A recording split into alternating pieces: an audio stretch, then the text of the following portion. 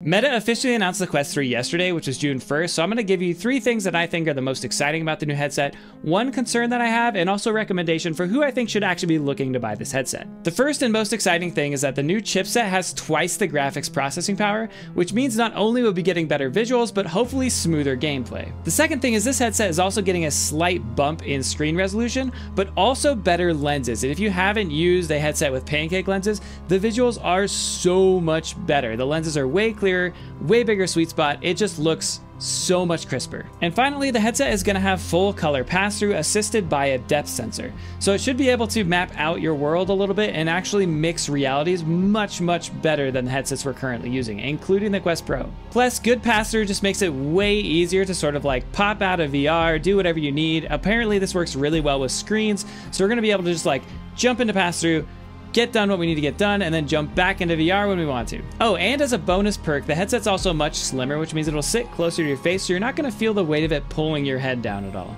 Now, my one concern is the controllers they show don't have a tracking ring, and they also don't have cameras like the Quest Pro controllers, which means that they might suffer from occlusion, which is where one hand blocks the tracking of the other hand. But they also might be using some of the depth sensing technology to get around this, so it could be just as good or better tracking than the Quest 2. But also, it leaves the Quest Pro controllers on the table as an upgrade. Now, as far as the release date goes, the announcement just says this fall, but everything kind of points to late September being when you can order it, or at least pre-order it. And lastly, with the price point of $500, I don't think I'm going to be recommending the Quest 2 to new VR users anymore.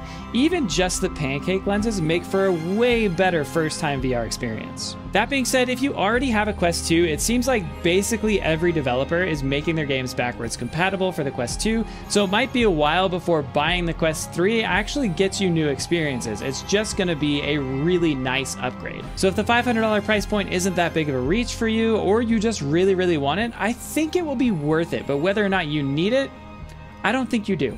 Personally, I will be making the upgrade, and I will let you guys know what I think as soon as I have it in my hands.